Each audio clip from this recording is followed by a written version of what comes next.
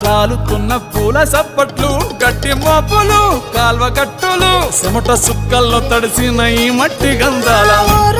పల్లెటూరు దీని తీరే అమ్మ తీరు రంగులోన